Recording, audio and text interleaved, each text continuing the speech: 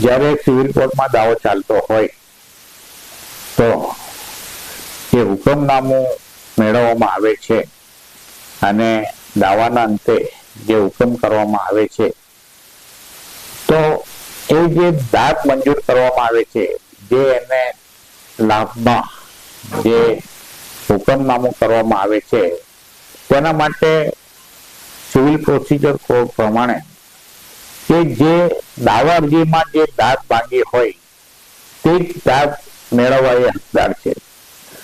દાવા અરજીમાં જે દાદ જેણે માંગી ન હોય તેવી દાદ નામદાર કોર્ટ પક્ષકારને આપી શકે નહીં. એટલે જે કોઈ દાવો કરવામાં આવે અને એ દાવામાં દાવા અરજીમાં જે વાદીએ દાદ માંગી હોય તે દાદ સિવાય વધારાની દાદ એ મેળવવા હકદાર થતો નથી. એટલે દાવા અરજીમાં જે દાદ માંગી હોય તેની બહાર જઈને નામદાર સિવિલ કોર્ટ પક્ષકારને તેવી દાદ મેળવવા માટે હકદાર ગણી શકે નહીં અને એવી દાદ આપી શકે નહીં.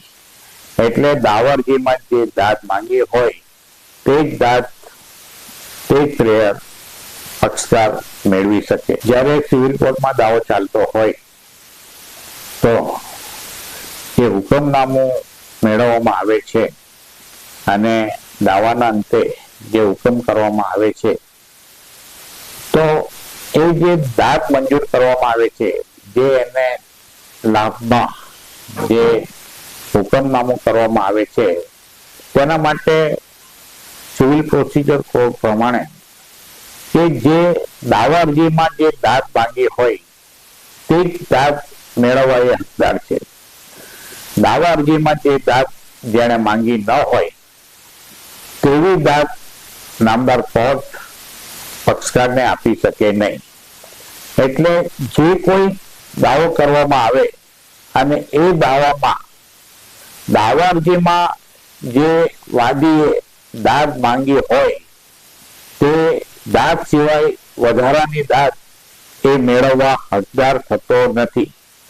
એટલે દાવા અરજીમાં જે દાદ માંગી હોય તેની બહાર જઈને નામદાર સિવિલ કોર્ટ પક્ષકારને તેવી દાદ મેળવવા માટે હકદાર ગણી શકે નહીં અને એવી દાદ આપી શકે નહીં.